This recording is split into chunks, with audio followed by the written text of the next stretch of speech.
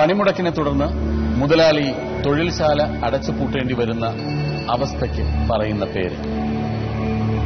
Pachakuthira options: A lay off, B lockout, C closing, D shut of.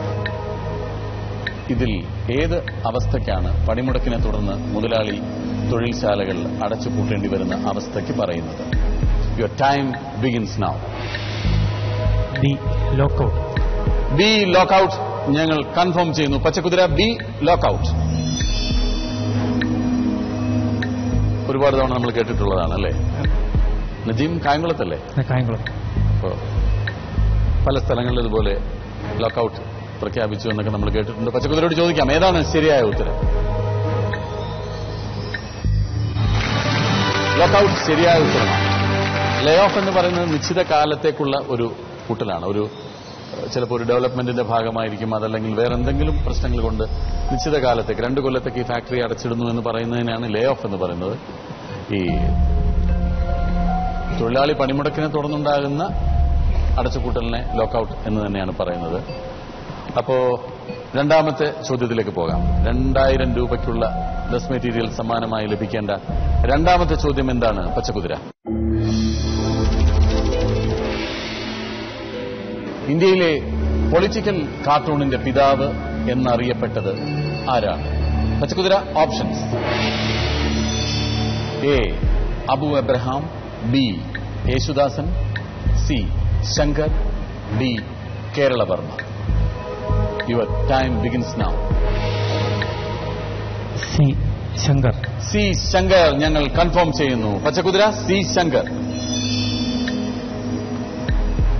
Abu എബ്രഹാമും യേശുദാസനും എല്ലാം മികച്ച കാർട്ടൂണിസ്റ്റുകളാണ്. പക്ഷേ ഇന്ത്യയിലെ പൊളിറ്റിക്കൽ കാർട്ടൂണിന്റെ പിതാവ് എന്നറിയപ്പെടുന്നത് ശങ്കർ എന്നാണ് നജീം പറയുന്നത്. പച്ചക്കുതിര ഏതാണ് ശരിയായ ഉത്തരം?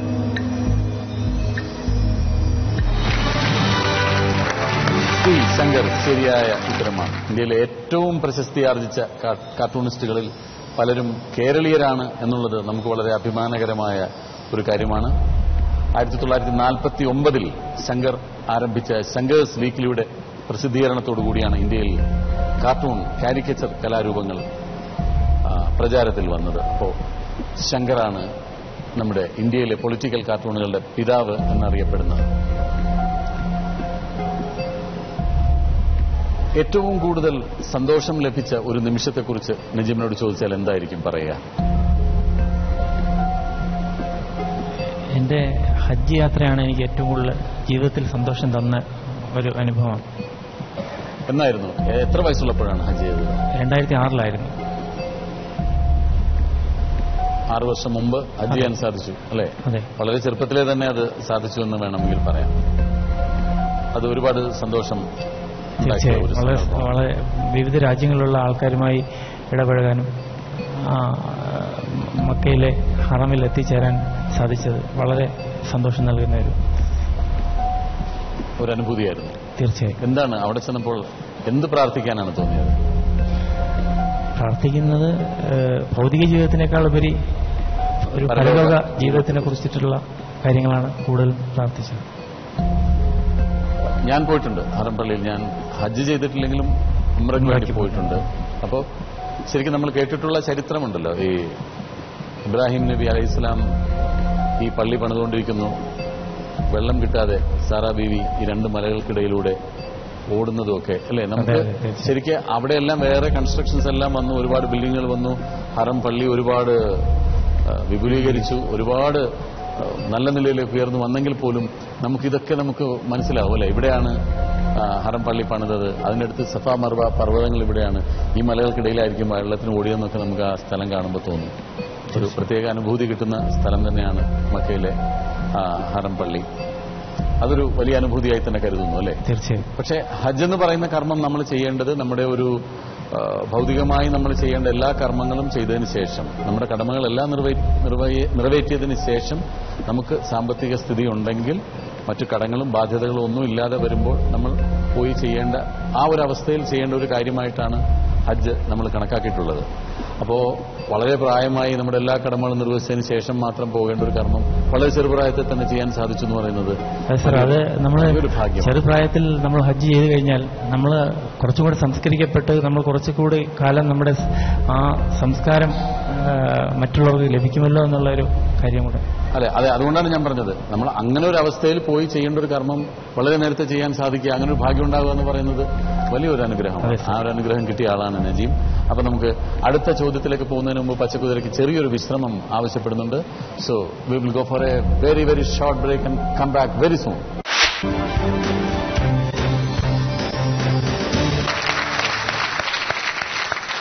വെൽക്കം ബാക്ക് ടു പച്ചക്കുതിര. അങ്ങനെ ലാമിയ സിൽക്സ് നൽകുന്ന 2000 രൂപയ്ക്കുള്ള ഡ്രസ് മെറ്റീരിയൽ സമ്മാനമായി ലഭിച്ചുകൊണ്ട് നജീമും റെജിനയും എന്റെ മുമ്പിലുണ്ട്.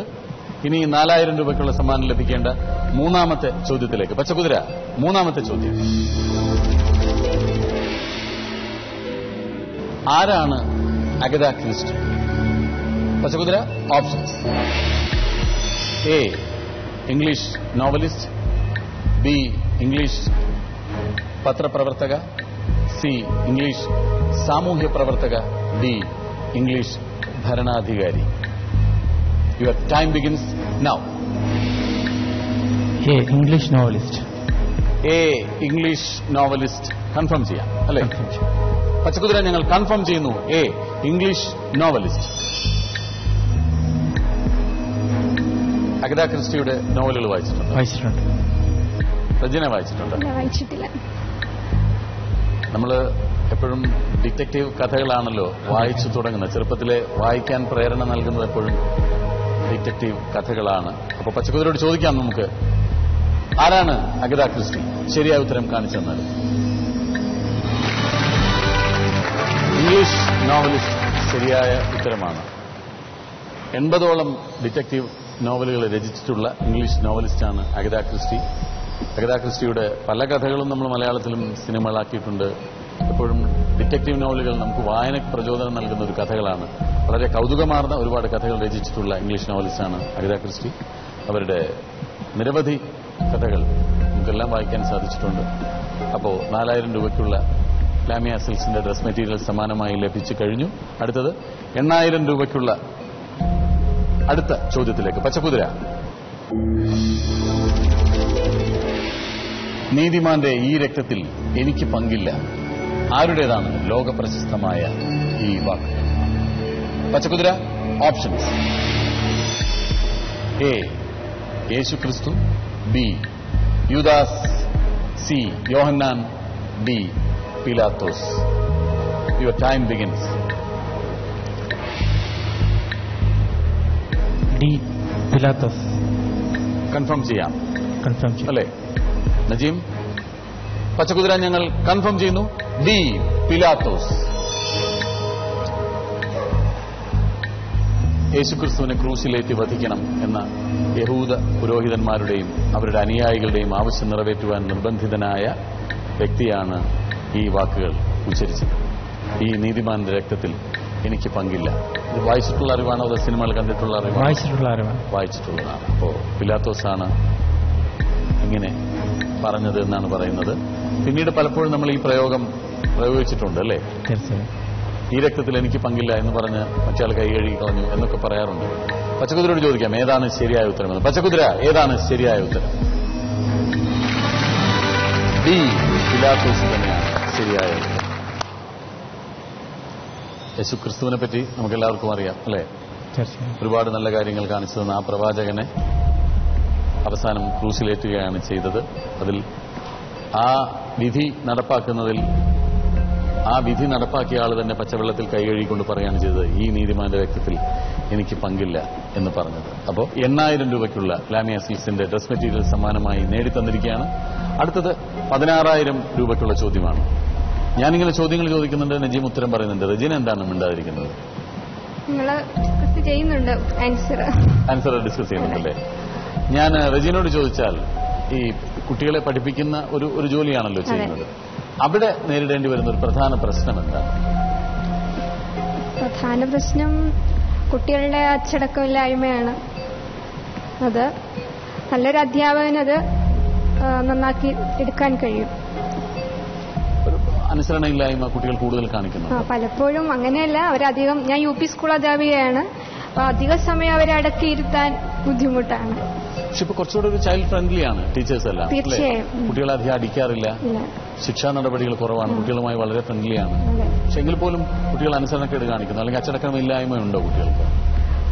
ഒരു പരിധി കഴിഞ്ഞാൽ അവരെ അടക്കിയിരുത്താൻ ബുദ്ധിമുട്ടാണ്. അപ്പൊ ഒത്തിരി സമയം അവരോട് ഇങ്ങനെ നമ്മൾ പഠിപ്പിച്ചുകൊണ്ടിരുന്നാൽ അവർക്ക് ആ കോൺസെൻട്രേഷൻ കിട്ടാറില്ല.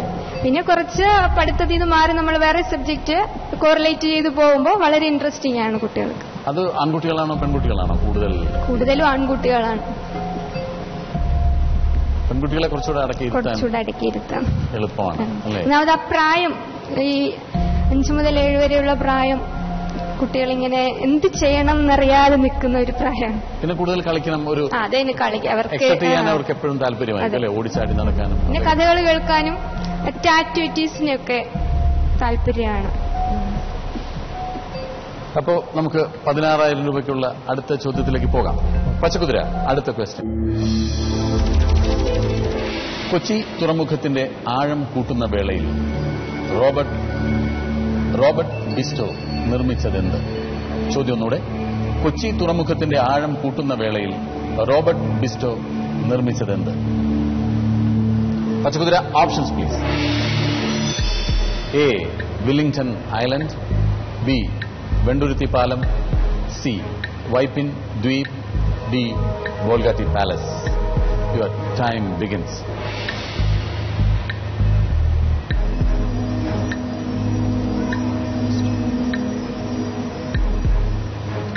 എ. Willingdon Island. പച്ചക്കുതിര, ഞങ്ങൾ കൺഫേം ചെയ്യുന്നു എ. Willingdon island. ശരി ഉത്തരമാണോ നജീം? കോൺഫിഡന്റ് അല്ല. രജീന കോൺഫിഡന്റ് ആണോ? അതെ. നമുക്ക് പച്ചക്കുതിരയോട് ചോദിക്കാം. പച്ചക്കുതിര, ഏതാണ് ശരിയായ ഉത്തരം? എ. വില്ലിംഗ്ടൺ ഐലൻഡ് ആണ്. 16,000 രൂപയ്ക്കുള്ള ടെസ്റ്റ് മെറ്റീരിയൽസ് ആണ് സമ്മാനമായി ലഭിച്ചിരിക്കുന്നത്. 1928 കൊച്ചി തുറമുഖത്തിന് ആഴം കൂട്ടുന്ന വേളയിൽ ഈ ഡ്രഡ്ജിംഗ് നടത്തുമ്പോൾ ലഭിച്ച മണ്ണും ചെളിയും പാഴ്വസ്തുക്കളും ഉപയോഗിച്ചിട്ടാണ് ഈ വില്ലിംഗ്ടൺ ഐലൻഡ് അദ്ദേഹം നിർമ്മിച്ചത്. ഹാർബർ എഞ്ചിനീയർ ആയിരുന്നു സർ റോബർട്ട് ബിസ്റ്റോ. അദ്ദേഹമാണ് വില്ലിംഗ്ടൺ ഐലൻഡ് നിർമ്മിച്ചത്. ഞാൻ ആ നാട്ടുകാരനായതുകൊണ്ടും ഈ വില്ലിംഗ്ടൺ ഐലൻഡിൽ ഒരുപാട് പ്രാവശ്യം പോകാൻ സാധിച്ചിട്ടുള്ളതുകൊണ്ടും പണ്ട് മുതൽ കേട്ടിട്ടുള്ള ഒരു കഥയാണത്. കാരണം കൊച്ചി തുറമുഖത്തിന് എപ്പോഴും ആഴം കൂട്ടിക്കൊണ്ടിരുന്നില്ല എങ്കിൽ അത് വീണ്ടും അവിടെ വന്ന് മണ്ണും ചെളിയും വന്ന് അടഞ്ഞിട്ട് കപ്പലുകൾക്ക് വരാൻ സാധിക്കാതെയാവും. അങ്ങനെ ആ തുറമുഖം നിർമ്മിച്ചപ്പോഴാണ് ഈ ചെളി ഉപയോഗിച്ചിട്ട് വില്ലിംഗ്ടൺ ഐലൻഡ് ഉണ്ടാക്കിയത്. അവിടെയാണ് കൊച്ചിയുടെ പോർട്ടൊക്കെ അവിടെയാണ്. ഇപ്പോൾ വല്ലാർപാടം കണ്ടെയ്നർ ടെർമിനൽ വന്നപ്പോൾ വലിയ പോർട്ട് അങ്ങോട്ട് മാറ്റിയിട്ടുണ്ടെന്നേ ഉള്ളൂ. ഈ ഐലൻഡിലാണ് മുമ്പ് എയർപോർട്ട് ഉണ്ടായിരുന്നത്. എയർപോർട്ട് ഇപ്പോൾ നെടുമ്പാശ്ശേരിയിലേക്ക് പോയി.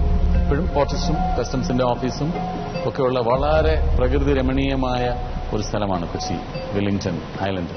അങ്ങനെ 16,000 രൂപയ്ക്കുള്ള ലാമിയ സിൽക്സിന്റെ ഡ്രസ് മെറ്റീരിയൽസ് സമ്മാനമായി ലഭിച്ചു കഴിഞ്ഞു. അടുത്തത് 32,000 രൂപയ്ക്കുള്ള ചോദ്യമാണ്. അവിടെ ഒരു ഹോപ്പ് ഹഡിലുണ്ട്.